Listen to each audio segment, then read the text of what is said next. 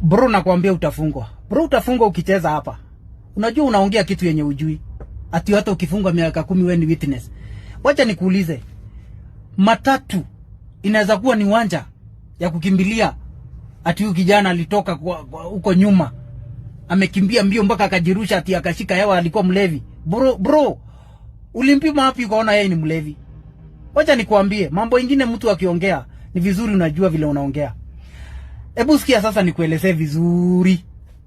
Do you know ile mlango haistahili kuwa imefunguliwa? Hata conductor mwenyewe hastahili kukanyaga hiyo doorstep. Anastahili kushika kama kuna route number 25 huko kwenu. Route number 25 kama hii. Anastahili kushika hivi kama ameketi chini kwa kiti yake. Kama kwenu kuna route number 20, anastahili kushika hivi kama ameketi chini. Kama kuna route number 10, anastahili kushika hivi kama ameketi chini.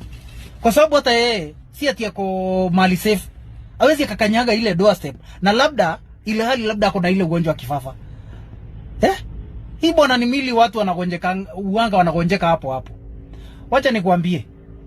Hawa maofisa wa polisi wakijaribu kuangalia sheria.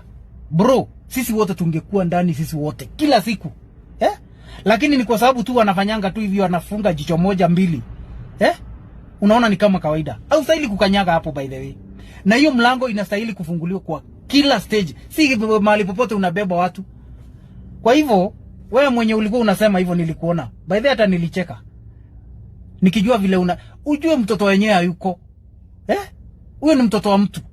Alafu unasema sijui yeye alikuwa mlevi, sijui nini, alikuwa mlevi.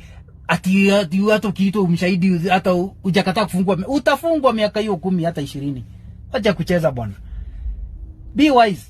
Na driver, ustahili kukubalisha huyo conductor wako kusimama hapo. Kwani wide mirrors ni za kunyoa ndevu? Hizo wide mirrors si za kunyoa ndevu bwana. Mwambie sure atoke hapo aingie pale chini ya gate kwa kiti yake. Unaweza pia ukaambia utalipa mtoto wenyewe. Ulimwangusha. Hii msicheze bwana na mambo ya barabara bwana. Alikuwa mlevi. Mimi siwezi toa hiyo vate. Sasa alienda akashika ile chuma, alishika hewa. Yeah, it is true. Vile hata wanashikaga ile chuma tiwaruke, alishika hewa chini, mguu ya nyuma ikampata. Yeah, mimi nilikuwa hata kama nikotini. Yeah, kitu ile niliona na macho, hakutupwa. Hiyo ni uongo. Bunge, ladies and gentlemen, welcome back to BAV. This is Bunge Audio Visual. I'm your host Buffet, and today we are diving into a story that has taken that has shaken the nation.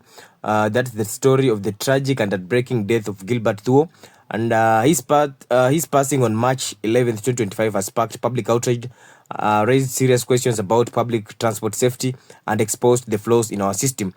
Before we get to discuss about the video that you've watched, I'd like to urge you guys once again, thank you for to urge you guys to like, subscribe, and hit the notification bell, for it encourages me to continue creating more insightful content for you guys. And stay tuned for more updates as we get to dive deep into various matters affecting our society. So the question is, what really happened that fateful day? Was it a reckless accident, or is there more to the story? Let's break it down. So you've seen the videos, and what I can say is that about the incident of the passing of Gilbert Thuo. This happened on one unfortunate day whereby Gilbert Thuo, a passenger on a Super Metro bus, lost his life in a horrifying manner. And reports indicate that a dispute over a mere 30 shillings fare led to a violent confrontation between him and the bus conductor. That is what we call the donda, or the conductor, and or the manamba. And in a shocking turn of events, it's alleged that the conductor pushed him out of the moving vehicle, and moments later, the same bus ran over him, ending his dear life. And I would like to ask you guys, just take a pause and think about that for a second. Somebody losing his life over a 30 shillings dispute. Do you think that is something that is relevant, or is that a reason for somebody to lose his life? 30 shillings, 30 Kenya shillings, not even dollars, 30 Kenya shillings. Imagine, msaya apoteze life yake juu ya 30 bob. A very, very unfortunate story. But let's continue. So this is more than just another tragic accident on our roads, because this is a case of gross negligence. We've got recklessness and possibly murder. What I say is murder because I'll say that's murder with malice aforethought, because the guy's intention was to do away with this guy's life, to get rid of the guy who was having a problem of paying 30 shillings, because unajuanga wale madondo wanataka kufurisha kila time, they want to show you how tough they are, but I'm pretty sure right now the manamba is the donor is behind bars, and I think his story is not going to be the same. He has lost so much, and it will take so much. It will take more for him to actually recover. There is no recovery about this. So let us talk about the aftermath of the NTSS crackdown. After the guy was pushed from the bus na akaanguka chini akakufa, then people actually raised the issue, and the National Transport and Safety Authority had to take action about over the matter. So in response, authorities wasted no time, and the NTSA suspended the Supermetro's limited operating license for failing to comply with public transport regulations. And we also saw the police were also ordered to impound any of the company's vehicles that was still in operation. So walichukua hizo magari zikakuwa impounded at first. Then at the moment, I think apparently they are undergoing inspection to ensure that they actually meet the public transport regulations. But here's the real question: is this enough? Did the decision that the NTSA make fit the kind of problem that to solve the kind of problem that had already emerged? Because some people are asking, will suspending one operator solve the bigger issue of recklessness in the matatu industry? Another one was asking, how many times have we seen cases like this brushed under the rug? Then another one also asked, and why does it take a tragic death for action to be taken? Because we've been having so many petty offenses because he committed with people over and over and over and over, but it has reached a point, I think the guys had to take action. Because I remember in Michuki's time, when Michuki was the Minister of Transport, used to introduce this policy of passengers having buckled up whenever they boarded various matatus, and if at all any matatu was found without having passengers buckled up, or rather wearing the seat, putting on their seatbelt, the vehicle was supposed to be impounded, and for it to be released, the owner of the vehicle was supposed to have a written statement giving a reason as to why the conductors never had their belts on, the passengers never had their belts on, and also the reason as to why he was able to allow his matatu to operate without having a seat belts on installed in their seats. So let us talk about the witness testimonies.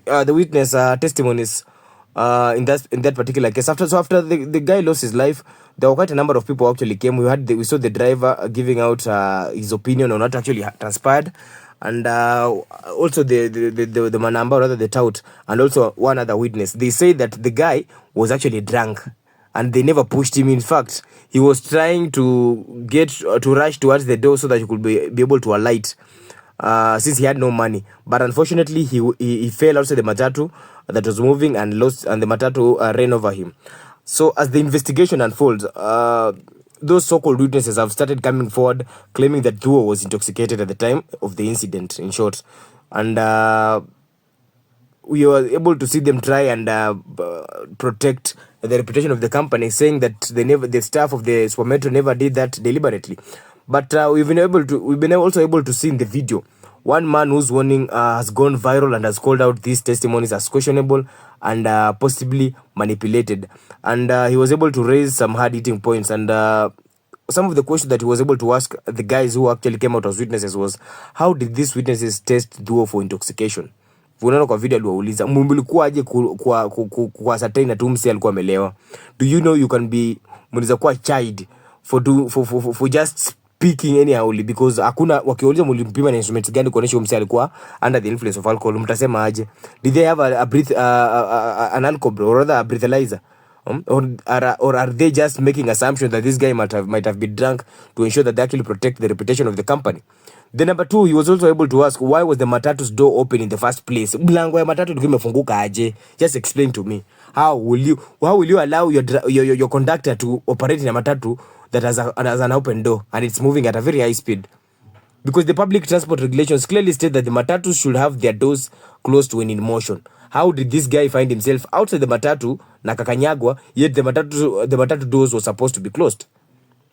Then number three, he also asked if traffic laws were strictly enforced. wouldn't most matatus be impounded on a daily basis? Because the truth is, corruption allows them to operate unchecked, despite the countless violations that they commit on a daily basis.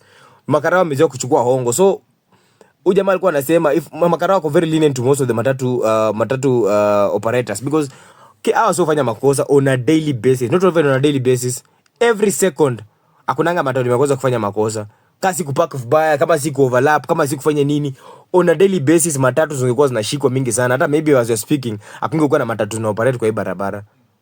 It's just because our police wanakuanga easily bribed na wanakuanga lenient, so wanakuanga wamefunga tu macho moja, najua msee lazima nichote. Otherwise the level of corruption of our country ingekuwa chini. It means that most of the matatus, if not all of them, most of the matatus in this country zingekuwa ndani, zingekuwa impounded in the various police stations. So let us also talk about the bigger problem of a broken system. And let's face it, this is not just about one tragic case. It's about the broken public transport system that continues to put the lives of most passengers at risk.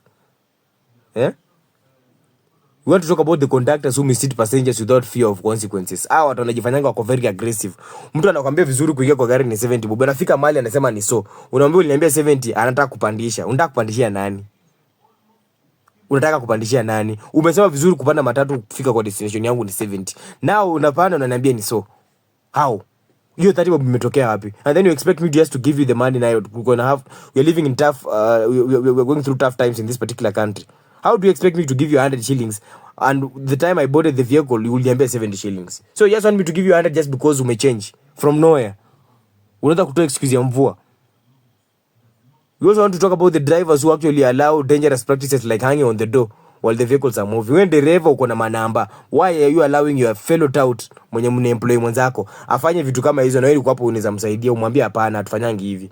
Mtu kama anafishwa kwa stage flat, tunajianga tunashikwa kwa hii stage. Uko unaishi wapi?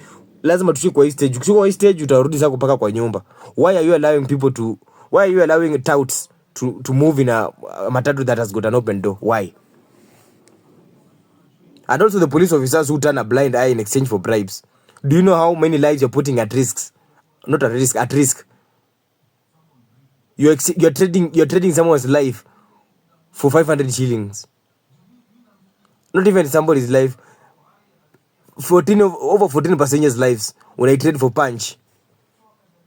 Unaona road worthy vehicle inapita na unaacha tu inaenda just because they're giving you 500 shillings. So also akufe lakini upate punch. Imagine the kind of a country we are living in. I'm just trying to imagine.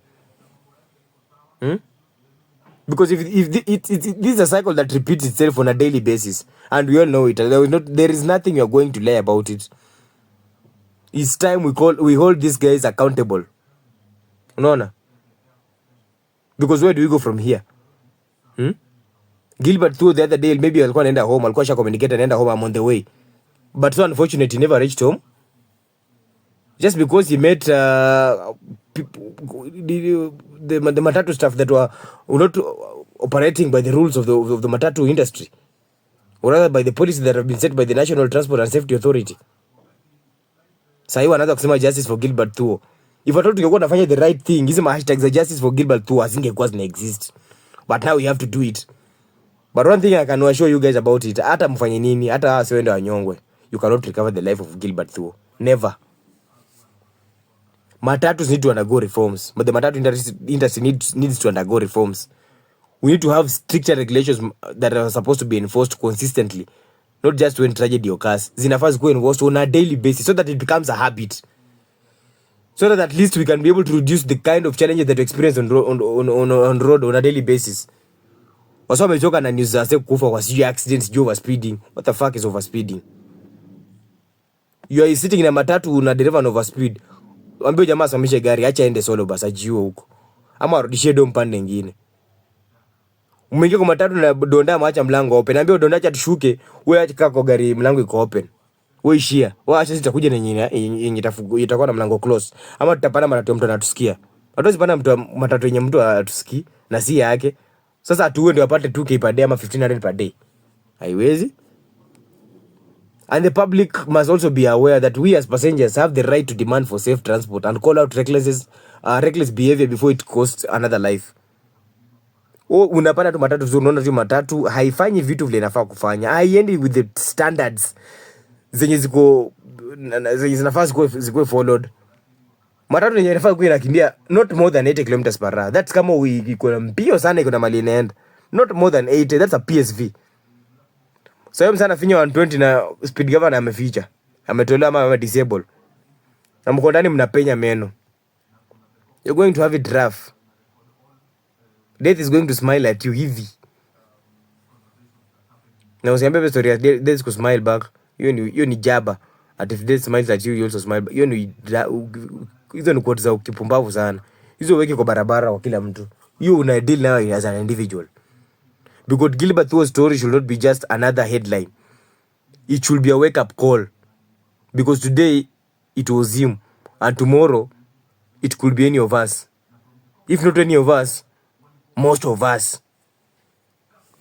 Because kwa gari kubwa kama hizo mna expect watu wengi wapande, na mtu akifanya mistake kidogo within in a split second, you're most likely to lose over 30 lives at a go.